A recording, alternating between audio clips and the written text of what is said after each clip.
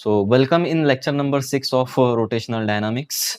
As I said earlier, in this lecture, we are going to start the next half portion of this unit, which is depend on the concepts of rotational motion.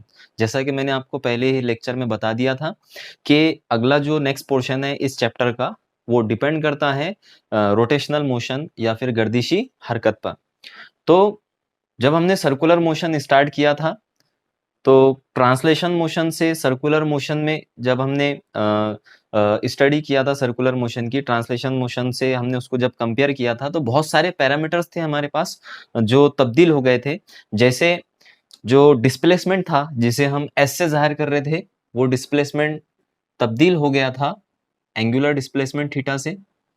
इसी तरह से linear velocity change हो गई थी angular velocity से। इसी तरह से लीनियर एक्सेलरेशन चेंज हो गया था एंगुलर एक्सेलरेशन से। जब हम ट्रांसलेशन मोशन से सर्कुलर मोशन में आए तो सर्कुलर मोशन में बहुत सारे पैरामीटर्स है जो चेंज हो गए थे। अब इसी तरह से हमको रोटेशनल मोशन की स्टडी करना है। Rotational motion means motion of an object around some axis passing through it, या फिर हम इसको ऐसे भी कह सकते हैं कि circular motion of an object around an axis passing through it. तो कोई एक एक्सिस होता है जो उस बॉडी में से ही गुजरता है और उसके अलोंग में कोई बॉडी सर्कुलरली घूमती है, तो इस मोशन को हम कहते हैं रोटेशनल मोशन या फिर गर्दिशी हरकत। तो रोटेशनल मोशन में अब क्या चेंज आएगा, रोटेशनल मोशन में अब क्या चेंज आएगा, कौन से पैरामीटर्स रोटेशनल मोशन में चेंज हो जाते हैं, उसकी अगर हमें स्टडी करना है तो आइए एक एक्सप्रेशन हम डिराइव करते हैं, that is expression for the rotational kinetic energy. Expression for the rotational kinetic energy for a body performing rotational motion. तो एग्जाम में भी क्वेश्चन आ सकता है आपको कि गर्दिशी हरकत अंजाम दे रहे जिस्म की गर्दिशी तवानाई बिल हरकत का फिक्रा अखज कीजिए। तो स्टार्ट करते हैं। It rotational kinetic energy.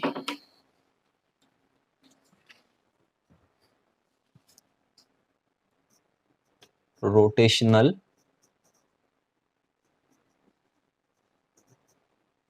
Kinetic energy of a body performing rotational motion. In short में लिख रहा हूं उसको RM, that is rotational motion. तो ऐसे जिस्म की हमें गर्दिशी तवानाई बिल हरकत अखस तवानाई बिल हरकत का फिक्र अखज करना है जो गर्दिशी हरकत अंजाम दे रही है। तो गर्दिशी हरकत में हमेशा हम ऐसे जिस्म लेंगे जिनके पार्टिकल्स का डिस्टेंस जो है चेंज ना हो। मीन्स ऐसी बॉडी जिनके अंदर जो पार्टिकल्स मौजूद है वो पार्टिकल्स के जो डिस्टेंस है वो फिक्स रहे, वो तब्दील ना हो अगर हम उन पे फोर्स भी अप्लाई करें। और ऐसी बॉडीज को हम रिजिड बॉडी कहते हैं, मुस्तहकम जिस्म कहते हैं। The body on which we apply the forces then the distance between the particles remains unaffected. तो अगर हम उस बॉडीज के ऊपर कोई फोर्स भी लगाते हैं तो उनके इंटरमोलिकुलर जो डिस्टेंस है पार्टिकल का वो डिस्टेंस चेंज नहीं होता है। जैसे ये वॉल, पत्थर पे अगर हम फोर्स लगाते हैं तो उसके पार्टिकल्स में कोई चेंज, कोई तब्दीली वाकई नहीं होती। तो जनरली हम रिजिड बॉडीज की स्टडी करेंगे रोटेशनल मोशन के लिए। तो आइए एक रिजिड बॉडी लेते हैं हम ऑफ एनी शेप, कोई भी एक आर्बिट्ररी शेप की एक बॉडी लीजिए। फर्ज करेंगे कि इसका जो मास है वो कैपिटल एम है और ये उसके अंदर से एक एक्सिस पास हो रहा है, उस एक्सिस के अलोंग में ये गर्दिशी हरकत कर रही है या रोटेशनल मोशन कर रही है with some angular velocity omega. कुछ एंगुलर वेलोसिटी, इस बॉडी की जो एंगुलर वेलोसिटी है वो ओमेगा है। And suppose there are n number of particles having masses, इसके अंदर n पार्टिकल्स है, total number of particles n number of particles इसमें मौजूद हैं। और उन n नंबर ऑफ पार्टिकल के जो मासेस है, हम मासेस फर्ज करेंगे कि वो मासेस है m1, m2, m3 up to mn। उसके अंदर n पार्टिकल है, इसके लिए उसका जो मास ले रहे हम वो कितना ले रहे, mn ले रहे, n यहाँ पर सफिक्स में है। And also suppose that in masses का रोटेशनल एक्सिस, ये जो एक्सिस है इसको हम गर्दिशी महवर या फिर इंग्लिश में इसको रोटेशनल एक्सिस भी कहा जाता है, रोटेशनल एक्सिस। तो रोटेशनल एक्सिस से इन पार्टिकल्स का जो डिस्टेंस है, परपेंडिकुलर डिस्टेंस, वो हम फर्ज कर लेंगे r1, r2, r3 up to suppose करेंगे rn। और इसी तरह से इनकी जो लीनियर वेलोसिटीज है वो लीनियर वेलोसिटी एंगुलर वेलोसिटी की तरह कांस्टेंट नहीं होती है, उनकी लीनियर वेलोसिटी डिफरेंट होती है। जो पार्टिकल एक्सिस से करीब है उनकी लीनियर वेलोसिटी डिफरेंट, जो एक्सिस से दूर है उनकी लीनियर वेलोसिटी डिफरेंट होती है। तो let us suppose that the linear velocity of m1 particle is v1, m2 के वेलोसिटी v2 है, इसी तरह से m3 की वेलोसिटी v3 है, अप टू nth जो पार्टिकल होगा उसकी जो लीनियर वेलोसिटी हम फर्स्ट करेंगे वो vn फर्स्ट करेंगे यहाँ पर। तो पिछले साल 12th के फिजिक्स के पेपर में भी एक ऑब्जेक्टिव था, वो ऑब्जेक्टिव इसी तरह से था कि अगर कोई बॉडी रोटेशनल मोशन परफॉर्म कर रही है तो 4 ऑप्शन दिए हुए थे, उसमें से एक ऑप्शन ये भी था having same angular velocity and different linear velocity. तो जब भी, और वही वाला ऑप्शन करेक्ट था, तो जब भी कोई जब भी कोई बॉडी रोटेशनल मोशन परफॉर्म करती है तो रोटेशनल मोशन परफॉर्म करते वक्त उसकी एंगुलर वेलोसिटी कांस्टेंट होती है और उसकी जो लीनियर वेलोसिटी है वो पार्टिकल्स की डिफरेंट होती है। मैंने आपको इसके पहले भी बताया, इसके पहले के लेक्चर में, कि जैसे जैसे पार्टिकल का सर्कल का रेडियस बढ़ते जाता है वैसे वैसे उसकी जो लीनियर वेलोसिटी है उसमें भी इजाफा होते रहता है। तो जो पार्टिकल एक्सिस से करीब है उनके सर्कल का रेडियस कम होगा, इसके लिए उनकी लीनियर वेलोसिटी भी कम होगी। लेकिन जो पार्टिकल एक्सिस से दूर होगा तो वो ज्यादा बड़े रेडियस का सर्कुलर मोशन परफॉर्म करेगा, इसके लिए उसकी लीनियर वेलोसिटी ज्यादा होगी। तो that's why whenever body performs rotational motion, जब भी कोई जिस्म रोटेशनल मोशन परफॉर्म करता है, गर्दिशी हरकत अंजाम देता है, तो उसकी एंगुलर वेलोसिटी सेम रहती है, कांस्टेंट रहती है, लेकिन उसकी जो पार्टिकल्स की लीनियर वेलोसिटी है वो लीनियर वेलोसिटी डिफरेंट होती है। तो ये हमने फर्ज कर लिए, मास फर्ज कर लिए, उनका डिस्टेंस फर्ज कर लिए और इसी तरह से लीनियर वेलोसिटी भी हमने फर्ज कर ली। अब सर्कुलर मोशन जो हम इसके पहले पढ़े उसके अंदर एक रिलेशन पढ़े थे हमने, relation between linear velocity and angular velocity, खती रफ्तार और गर्दिशी रफ्तार, खती रफ्तार और जाविये रफ्तार के दरमियान हमने एक ताल्लुक हमको पता है, that is v is equals to r omega. तो यही रिलेशन हमको यहाँ पर इस्तेमाल करना है कि if v equals to r omega then v1 equals to क्या होगा हमारे पास में, इसका जो रेडियस है r1, और ओमेगा 1 नहीं लिखना है क्योंकि ओमेगा जो है रफ्तार सभी पार्टिकल्स के लिए एक जैसी है, तो r1 omega. Similarly v2 is equals to r2 omega, v3 equals to r3 omega, up to vn तक आप लिख सकते हैं इसको, vn is equals to rn omega. तो ये हमारे पास में एक रिलेशन है v1 और ओमेगा का। अब जो ट्रांसलेशनल काइनेटिक एनर्जी का फॉर्मूला हमें पता है, काइनेटिक एनर्जी, सपोज करेंगे कोई एक पार्टिकल हम यहां पर लेंगे m1 जिसका रोटेशनल एक्सिस से डिस्टेंस है r1। इस एक पार्टिकल की काइनेटिक एनर्जी क्या होगी, तो इस एक पार्टिकल की काइनेटिक एनर्जी होगी हाफ, इसका मास है m1 और इसकी लीनियर वेलोसिटी है v1, तो v1 स्क्वायर, ये kinetic energy for a one particle. इसी तरह से फर्ज करेंगे सेकंड पार्टिकल हमारे पास में है m2, इसका जो डिस्टेंस है that is distance is r2 from rotational axis. तो kinetic energy of second particle is equal to क्या होगा, हाफ, इसका जो मास है m2 है और इसकी लीनियर वेलोसिटी है v2 का स्क्वायर, अप टू, ऐसा हम कहां तक लिख सकते हैं, kinetic energy of nth particle is equal to half m n vn का स्क्वायर। अब हमारे पास में एक रिलेशन है V1 equals to R1 omega, तो ये V1 की जगह हम यही रिलेशन सब्स्टिट्यूट कर देंगे R1 omega. So this is equals to half M1, V1 की जगह पुट अप करेंगे R1 ओमेगा, तो V1 का स्क्वायर है इसलिए दोनों भी क्वांटिटीज का स्क्वायर हो जाएगा, M1 R1 square omega square. So this is equals to half M2, V2 की जगह सब्स्टिट्यूट करेंगे R2 ओमेगा, तो ये हो जाएगा R2 square omega square up to कहाँ तक लिखना है हमको, kinetic energy of nth particle की तवानाई बिल हरकत ये हो जाएंगी हाफ mn Rn का square into omega square. So ये काइनेटिक एनर्जी इंडिविजुअल पार्टिकल्स की अलग अलग काइनेटिक एनर्जी होंगी। अब काइनेटिक एनर्जी टोटल हमें निकालना है रोटेशनल काइनेटिक एनर्जी, ये गर्दिश करने वाले बॉडी की पूरी टोटल काइनेटिक एनर्जी हमको निकालना है, रोटेशनल काइनेटिक एनर्जी। तो अगर हम इंडिविजुअल काइनेटिक एनर्जी का सम कर ले तो टोटल रोटेशनल काइनेटिक एनर्जी हम हासिल कर सकते हैं। सो दैट्स व्हाई तो हम लिखेंगे ई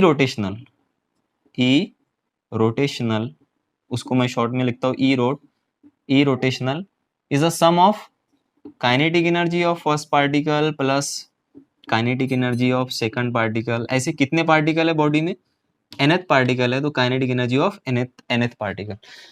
तो पूरे पार्टिकल की काइनेटिक एनर्जी को अगर हम सम कर ले, उसकी जमा कर ले, तो हमें टोटल रोटेशनल काइनेटिक एनर्जी मालूम पड़ जाएंगी उस गर्दिश करने वाली बॉडी की। So this is equals to kinetic energy of first particle का हमको मालूम है कितना है, half m1 r1 square omega square plus half kinetic energy of second particle है हमारे पास में half m2 r2 square omega square up to कहाँ तक लिखना है आपको, half mn rn square omega square.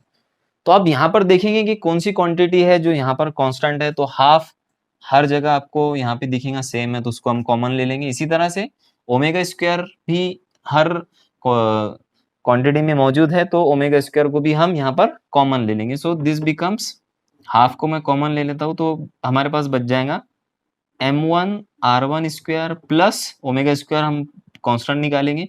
इसी तरह से यहाँ बचेगा m2 r2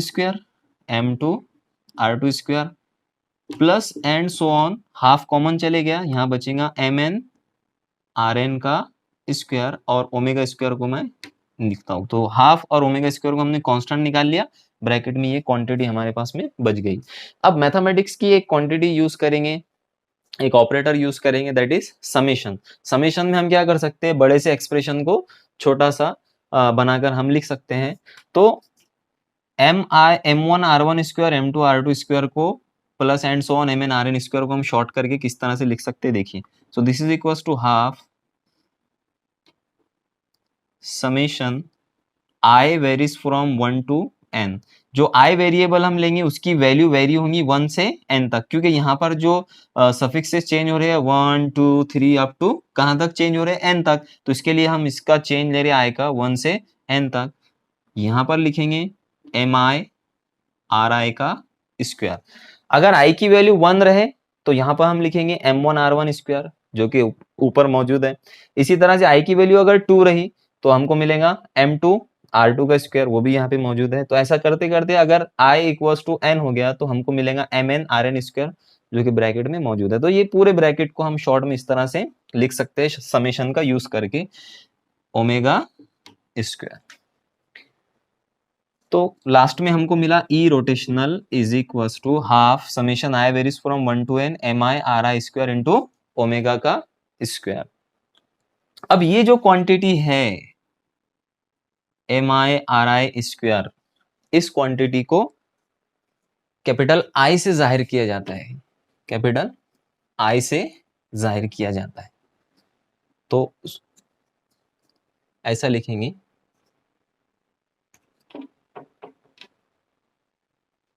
I equals to summation I varies from 1 to n mi ri का स्क्वायर। तो ये जो जहां पर summation I varies from 1 to n mi ri square है, इसकी जगह पे हम क्या सब्स्टिट्यूट करेंगे, capital I। So therefore E rotational becomes kinetic energy of rotational kinetic energy of a body is equals to half I omega square. तो ये last में हमको एक एक्सप्रेशन मिला जो कि रोटेशनल मोशन परफॉर्म करने वाली बॉडी की काइनेटिक एनर्जी के एक्सप्रेशन को जाहिर कर रहा है।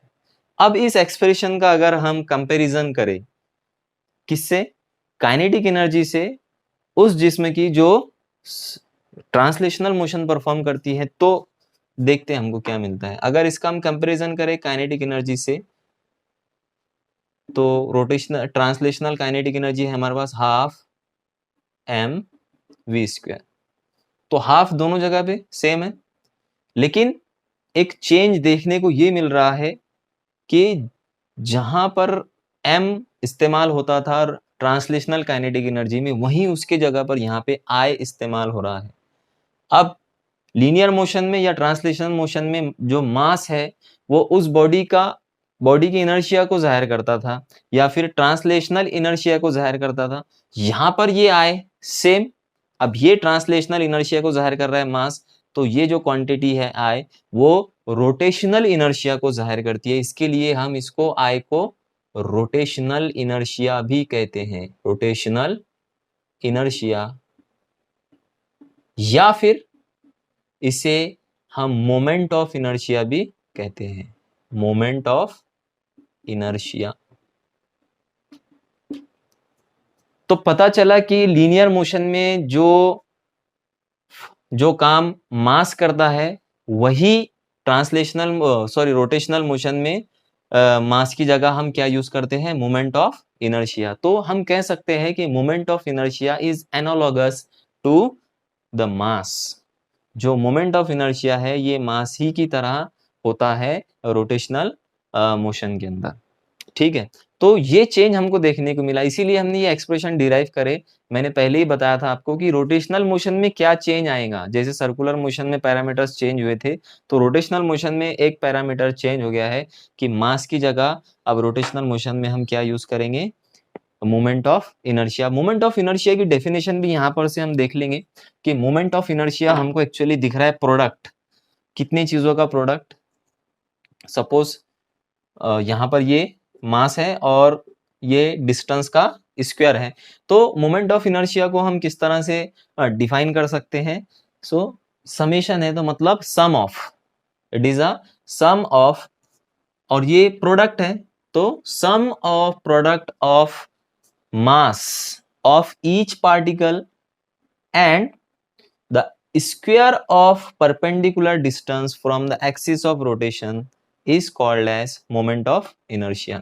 तो moment of inertia हम किसको कहेंगे कि गर्दिशी महवर से हर जर्रे के फासले का मुरब्बा और उसकी कमियत m के हासिले ज़रब के मजमुए को हम जमूत का म्यारे असर कहते हैं। तो इसको generally I equals to M R square से भी जाहिर करते हैं। तो कमियत और गर्दिशी महवर से फासले के मुरब्बे के हासिले ज़रब के मजमुए को जमूत का म्यारे असर कहते हैं या फिर मोमेंट ऑफ इनर्शिया कहते हैं। मोमेंट ऑफ इनर्शिया दो चीज़ों पर डिपेंड करता है, एक तो उस बॉडी की कमियत या उस बॉडी का मास, दूसरे उस बॉडी का पार्टिकल्स का जो डिस्टेंस है रोटेशनल एक्सिस से उस पार्टिकल्स के डिस्टेंस के स्क्वायर पर भी ये डिपेंड करता है। जैसे फॉर एग्जांपल एक रॉड है आपके पास में, एल लेंथ की रॉड है और ये रॉड एक एक्सिस के अराउंड में मोशन परफॉर्म कर रही है। सपोज करेंगे इसका जो मोमेंट ऑफ इनर्शिया है वो I1 है, तो यहां पर मोमेंट ऑफ इनर्शिया I1। उसी तरह से एक और रॉड है, सेम उसी रॉड को हमने यहां पर लिया, अब लेकिन यहाँ पे उसके दरमियान में से, उसके सेंटर से, उसके बीच में से एक एक्सिस पास हो रहा था और उसका मोमेंट ऑफ इनर्शिया हमने I1 से जाहिर किया। अब उसके एक सिरे से एक्सिस पास हुआ है और उस एक्सिस के अराउंड में अगर रोटेशनल मोशन परफॉर्म करे तो इसका मोमेंट ऑफ इनर्शिया I2 है। अब सवाल यह है कि कौन सा मोमेंट ऑफ इनर्शिया ज्यादा होगा, I1 की वैल्यू ज्यादा होंगी या I2 की वैल्यू ज्यादा होंगी। तो हमारे पास में एक एक्सप्रेशन मौजूद है कि जो मोमेंट ऑफ इनर्शिया है वो डिपेंड करता है पार्टिकल्स के डिस्टेंस पर। अब पार्टिकल्स का डिस्टेंस अगर बढ़ता है तो आर स्क्वायर की वैल्यू भी बढ़ेंगी और मोमेंट ऑफ इनर्शिया भी बढ़ेगा। तो ये वाला डिस्टेंस और ये वाला डिस्टेंस, दोनों डिस्टेंस में ये डिस्टेंस पार्टिकल का ज्यादा बड़ा है, इसलिए पार्टिकल के डिस्टेंस का स्क्वायर भी ज्यादा होगा और ये ज्यादा होगा तो मोमेंट ऑफ इनर्शिया की वैल्यू भी ज्यादा होंगी। तो इस पे से हम पता लगा सकते हैं कि I2 should be greater than I1। तो यहाँ पर I2 जो है moment of inertia of a second rod वो ज्यादा होंगी as compare to first one. तो I2 जो मोमेंट ऑफ इनर्शिया है, जो सिरे से एक्सिस पास हो रहा है जिस रॉड के, जिस सलाख के सिरे से वो एक्सिस पास हो रहा है, उस एक्सिस के अराउंड में अगर वो सलाख रोटेशनल मोशन परफॉर्म कर रही हो तो उसका मोमेंट ऑफ इनर्शिया ज्यादा होता है बनिस्बत दरमियान से महवर के गिर्द, जो महवर दरमियान से गुजर रहा है उसके गिर्द जमुत के म्यारे असर के।